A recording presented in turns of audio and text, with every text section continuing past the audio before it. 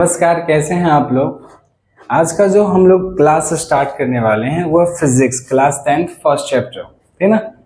जो हमको पढ़ना है रिफ्लेक्शन ऑफ लाइट के बारे में, है ना। रिफ्लेक्शन ऑफ लाइट क्या होता है? प्रकाश का परावर्तन। इसके बारे में हम अच्छे से जानेंगे, ठीक ना।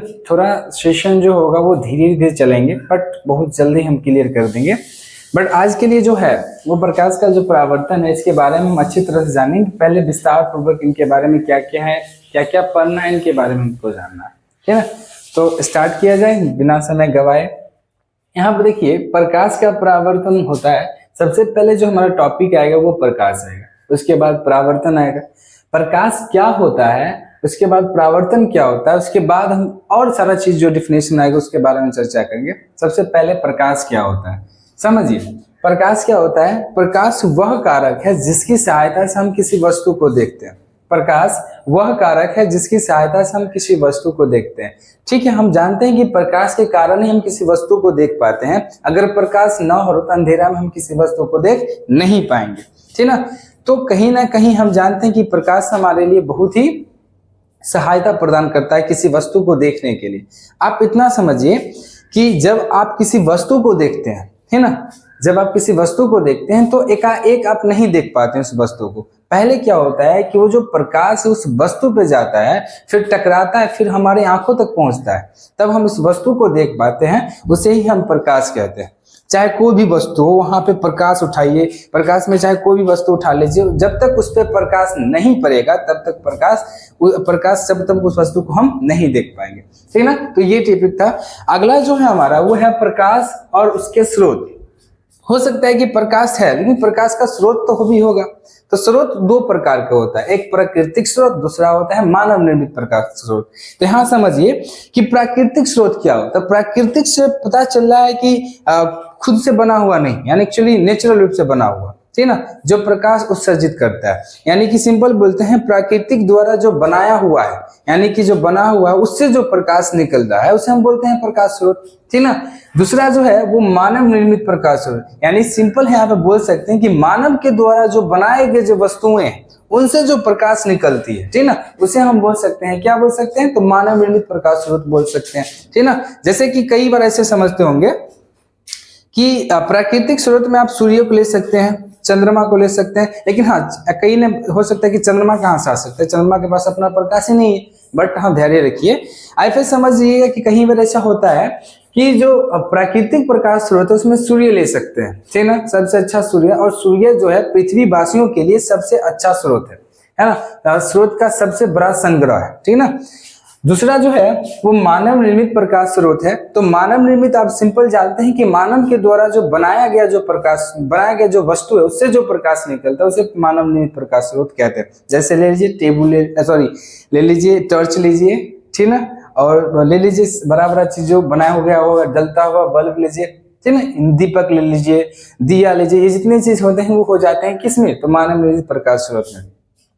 ध्यान दीजिएगा यहाँ पे, अब होता है यहाँ पे ध्यान देने वाली बात है कि प्रकाश के जितने भी स्रोत हैं उनमें अन्य प्रकार की विभिन्न ऊर्जाओं को प्रकाश में बदला जाता है। देखिए कई बार होता है कि जो प्राकृतिक स्रोत होता है उससे जो प्रकाश तो निकलता है, लेकिन कई ऐसे भी जो विभिन्न स्रोत हैं जिससे हम प्रकाश अपने रासायनिक तत्वों को डालकर यानी रासायनिक पदार्थों को डाल के हम उससे प्रकाश संचित करते हैं। जैसे मान लीजिए कि दिया में कई बार होता है कि हम लोग मिट्टी तेल को डाल के उससे हम क्या करते हैं, प्रकाश सूचित करते हैं। या टॉर्च जो हो गया, टॉर्च में क्या करते हैं, उसमें विद्युत विभव की तरह विद्युत का जो इलेक्ट्रॉनिक होता है उसको डाल के हम उसे क्या करते हैं कि प्रकाश उत्सर्जित करते हैं। तो उसे क्या कर सकते हैं, सिंपल कहा गया यहाँ पे कि प्रकाश के जितने भी स्रोत हैं, जितने भी हो उनमें अन्य प्रकार की विभिन्न ऊर्जाओं को प्रकाश में बदला जा सकता है। ये एक नोट करने वाली बात है, ये ऑब्जेक्ट में आ सकता है। दूसरी बात है प्रकाश एक प्रकार की ऊर्जा है, ये भी है, हाँ एक प्रकार की ऊर्जा है। तो प्रकाश वास्तव में एक प्रकार की ऊर्जा है। जैसे कि कोई ऊर्जा के ले लीजिए, जैसे मैं बोलूं कि आप यहाँ तक करिए ना कि जैसे कि कोई ऊर्जा को कर रहे हैं, तो किसी चीज से ऊर्जा को उत्पन्न करना, तो वहां एक प्रकार का ऊर्जा ही कह सकते हैं। तो प्रकाश एक प्रकार की ऊर्जा है। अगला जो आपका टॉपिक है वो है प्रदीप्त और अप्रदीप्त वस्तुएं। तो प्रदीप्त क्या होता है और अप्रदीप्त क्या होता है। प्रदीप्त को प्रदीप्तमान को कहा जाता है, दीप्तिमान भी कहते हैं, और अप्रदीप्त को अदीप्तिमान भी कहते हैं। तो पहले हम देखते हैं प्रदीप्त क्या होता है।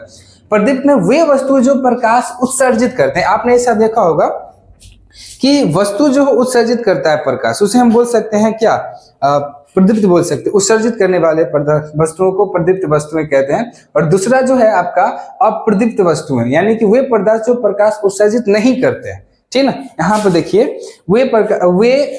वे वस्तुएं जो प्रकाश उत्सर्जित नहीं करती हैं प्रदीप्त या दीप्ति वस्तुएं कहलाती है। सिंपल कहने का अर्थ उत्सर्जित नहीं करने वाला होता है, ठीक ना, उसे अप्रदीप्त वस्तुएं कहते हैं, ठीक। अब यहाँ पे समझिए, थोड़ा स्ट्रक्चर है कि प्रदीप्त क्या होता है, अप्रदीप्त क्या होता है। तो प्रदीप्त वे वस्तुएं जो प्रकाश उत्सर्जित करती है प्रदीप्त या दीप्तिमान कहलाती हैं, और अप्रदीप्त वे वस्तुएं जो प्रकाश उत्सर्जित नहीं करती है उसे ही बोलते हैं, क्या बोलते हैं, अप्रदीप्त बोला करते हैं, ठीक ना।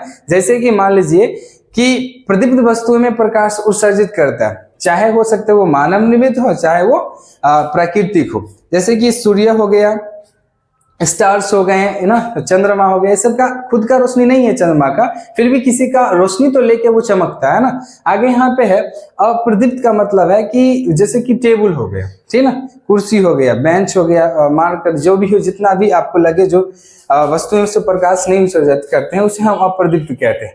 अगला जो टॉपिक है हमारा वो परिकीर्णन है, ठीक ना। परिकीर्णन, देखिए कई बार ऐसा होता है कि जब तक जो एक्चुअली जब हम किसी वस्तु को देखते हैं तो जो प्रदीप्त होता है ना उसका रोशनी किसी अप्रदीप्त वस्तु पर पड़ता है, तभी हम उस वस्तु को देख पाते हैं। लेकिन किसकी सहायता से दीप्तिमान एक्चुअली समझते हैं ना, परिकीर्णन कभी पढ़े हैं। तो परिकीर्णन जो होता है, प्रकाश जब सूक्ष्म कणों पर पड़ता है, किसी भी सूक्ष्म कणों मतलब बहुत छोटा कण पर, ठीक ना, पड़ने का कारण बहुत छोटा कणों पर पड़ता है, तो वे कण उन पर पड़ने वाली प्रकाश की कुछ ऊर्जा को अवशोषित कर लेता है और फिर चारों ओर विकृत करता है। विकृत मतलब होता है फैलाना, क्या होता है, फैलाना, बिक्री करता है। तब क्या करता है, फैलाकर क्या करता है, उस वस्तु को देख पाते हैं।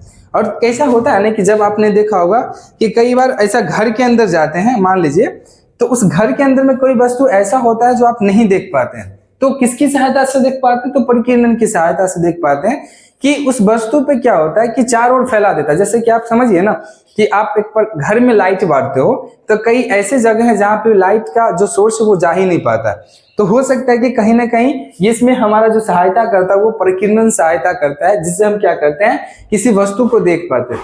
बोलता है प्रकाश जब सूक्ष्म कणों पर पड़ता है तो वे कण उन पर पड़ने वाली प्रकाश की कुछ ऊर्जा को अवशोषित कर लेता है और फिर उसे चारों ओर विकृत करता है, उसे ही हम बोलते हैं परिकीर्णन बोलते हैं। कोई दिक्कत नहीं। अगला जो टॉपिक है आपका प्रकाश की किरण, ठीक है। प्रकाश की किरण क्या है, तो एक सरल रेखा पर चलने वाली, ठीक है, एक सरल रेखा पर चलने वाली प्रकाश को प्रकाश की किरण कहते हैं। जैसे कि कोई भी सर आप ऐसे बोल सकते हो कि प्रकाश को टेढ़ा कर सकते हो, नहीं कर सकते हो। जैसे कि मैंने टर्च का लाइट बारा, तो कोई आदमी चाहेगा जाके बीच में मोड़ देगा, ऐसा होगा, नहीं होगा, वो गजब हो सकता है यहाँ पे। तो समझिए कि यहाँ पे कोई प्रकाश का जो किरण है, ठीक ना, वो किरण जो है वो हमेशा सीधा फॉर्म में रहेगा, यानी कि टेढ़ नहीं हो सकता, ठीक ना। तो इतना ध्यान लीजिएगा कि जो एक सरल रेखा पर चलने वाली प्रकाश को प्रकाश की किरण कहते हैं, ठीक ना। सरल रेखा पर चलेगा, यहाँ सरल मतलब होता है सीधा रेखा पर चलने वाली किरण को प्रकाश की किरण कहते हैं। अगला जो टॉपिक है आपका प्रकाश का किरण पुंज। तो देखिए प्रकाश की किरणें के समूह को किरण पुंज कहते हैं। जहां पे किरण समूह इकट्ठा हो जाए, यानी कि किरण मतलब एक जगह आप आके इकट्ठा हो जाए, इसको बोलते हैं क्या, प्रकाश का किरण पुंज, है ना। समूह मिल जाए आपस में, उसे बोलते हैं प्रकाश की किरण पुंज। अगला जो है किरण पुंज जो है वो 3 प्रकार के होते हैं। पहला होते हैं अपसारी किरण पुंज, दूसरा जो होता है ना, दूसरा जो है समांतर किरण पुंज, और तीसरा अभिसारी किरण पुंज। ध्यान दीजिएगा, अपसारी किरण पुंज कहने से एक अंतर होता है अपसारी में, यानी कि वैसे किरण पुंज जो एक बिंदु स्रोत से निकलकर फैलती चली जाती है। जैसे आपने टॉर्च देखा है, यहाँ पर ध्यान दीजिए, जैसे कि आपने टॉर्च देखा होगा, इसमें एक होता है कि ये इसमें एक लाइट लगा हुआ रहता है, ठीक ना। इस लाइट में क्या होता है, छोटा सा एक यहाँ पे बल्ब लगा होता है। जब टॉर्च बढ़ा जाता है तो देखिएगा ध्यान से कि प्रकाश जो होता है ना वो अपनी दिशा में फैलता चला जाता है, आगे की दिशा में वो फैलता चला जाता है, उसे हम बोलते हैं अपसारी किरण पुंज। दूसरा है समांतर किरण पुंज। तो समांतर किरण पुंज क्या है, यहाँ ध्यान दीजिएगा, कई बार विद्यार्थी इसी में गड़बड़ाता है कि समांतर क्या है। मान लीजिए कि कोई किरण जा रहा है, सीधी रेखा में जा रहा है, एक सीधी रेखा में जा रहा है, तो ठीक है वो किरण सीधी रेखा में जा रहा है, लेकिन उसके जो किरणें हो वो बराबर होना चाहिए, ये दोनों आपस में बराबर होना चाहिए। उसको बोलते जैसे कि कोई ये किरण ये किरण आपस में ना बराबर होना चाहिए, दूरी पर डिस्टेंस होना चाहिए, इसी को बोलते हैं समांतर किरण पुंज, ठीक है ना। एक और किरण पुंज है अभिसारी किरण पुंज। तो ये क्या है, तो आप लोग बचपन में देखे होंगे ज्योमेट्री बॉक्स में एक लेंस दिया हुआ करता था, उसमें क्या होता है कि आप किसी कागज को जला दिया करते थे। तो यहाँ ध्यान दीजिए कि एक प्रकार से जो पहले हुआ करता था, ध्यान दीजिएगा, आपने इस प्रकार से देखा होगा, इस प्रकार से एक लाइट हुआ करता था, समझिएगा कि उसमें हुआ करता है क्या, उत्तल लेंस हुआ करता था, ठीक है ना। तो उसमें क्या होता है कि जब इसमें क्या करता है, जब कोई चीज पे फोकस किया जाता है, जैसे कि कागज ले लिया करते थे पहले और जलाया करते थे उस चीज को, जैसे कि हम वो जल जाता था, किसी एक चीज पे फोकस होता था तो वो जल जाना करता था। तो वो जो लेंसेज है ना, वो प्रकाश को क्या करता है, इकट्ठा करने का प्रयास करता है। यहाँ पर समझिए, अब साड़ी में फैलाता है, समांतर में वो जो दूरियां होगी समान होगी और लेकिन क्या होगी, समांतर होगी, ठीक ना। और तीसरा जो है अभिसारी किरण पुंज, उसमें क्या होता है, जो प्रकाश की किरणें है ना, एक बिंदु से निकल के क्या होते हैं, इकट्ठा होने लगती है। जैसे मैं बोलूं, ये एक लेंस है, वो ऊपर से जो प्रकाश है, ये जो प्रकाश आते रहेगी वो धीरे धीरे क्या होगी, एक जगह पे आके वो इकट्ठा हो जाएगी, समझ गए। लेकिन एक बात ध्यान से समझिएगा कि इसमें जो अभिसारी समांतर किरण पुंज है वो बहुत दूर है, ठीक है ना। यहाँ पे समझिएगा एक्चुअली में दूर है, बहुत सारा दूर है समांतर किरण पुंज। क्या साथ ही में देखा जाए अभिसारी किरण पुंज, इसमें बोले भाई कि ये जो लेंस, इस पे तो प्रकाश तो आ रहा है, यहाँ पे एक इकट्ठा तो हो रहा है, बट इसे हम क्या बोल सकते हैं कि कई बार ऐसे विद्यार्थी को डाउट होता है कि जो ये किरणें है ना, ये इस किरणें के बराबरी कर रहा है, अभिसारी किरण पुंज और अभिसारी, यहाँ से निकल जाता है, इसको टेढ़ कर देंगे, इसको कर लेंगे, तो ऐसा नहीं होता है, ठीक है ना। ध्यान दीजिएगा, अभिसारी किरण पुंज में फैलता है और ये हमेशा इकट्ठा करते हैं। जैसे कि आप लोग सुनते होंगे कि टॉर्च को बांट देंगे तो टॉर्च का फैलता चला जाता है, और फिर टॉर्च को इधर निकालेंगे तो वो आपस जाएगा, नहीं वो नहीं जाएगा, ठीक है ना। क्योंकि देखिए, जब भी अभिसारी किरण पुंज में वो जो होगी जो किरणें, वो बहुत दूर से आएंगे, अनंत से आएंगे, और अनंत से आने से क्या होता है, जो किरणें होते हैं वो आपस में इकट्ठे हो जाते हैं, ठीक ना। अगला जो आपका टॉपिक है, यानी कि वो है पारदर्शी, पारभासी और अपारदर्शी। आप लोग कभी मॉल तो घूमे होंगे ना, मॉल घूमे होंगे तो आपको पता चला कि पारदर्शी क्या होता है, अपारदर्शी होता है या अपारभासी। आपने इतना समझना कि आप किसी भी वे पदार्थ जो किसी वस्तु को आसानी से पार कर दिया जाता है। एक्चुअली देखा जाए कि आप कभी शीशा में देखे होंगे जो एक तरफ से रजित नहीं किया होगा, तो आप देखेंगे बाहर की जो वस्तुएं होगी और अंदर की वस्तुओं को आप सब फ्रेश से देख सकते हैं, यानी कि देखा जाए तो अच्छे से देख सकते हो, ठीक है ना। लेकिन इसी में कि पारभासी में जाओगे ना, तो वही में एक इतना होता है कि यहाँ पे आप अच्छे से देखते हो, पारदर्शी में आप उस चीज को अच्छे से देख लेते हो, लेकिन पारभासी में ऐसा नहीं होता है। वहां पे एक चीज होता है कि आप उसी वस्तु को धुंधलापन से देखोगे, यानी कि आंशिक रूप से जो पार कर जाए उसे हम बोलते हैं पारदर्शी, यानी कि वे पदार्थ जो आंशिक रूप से कुछ उसमें पार कर जाए, ठीक है, ऐसा हो सकता है, उसको बोल सकते हैं, क्या बोल सकते हैं, तो पारदर्शी, पारभासी बोल सकते हैं, जो आंशिक रूप से आर पार हो जाए।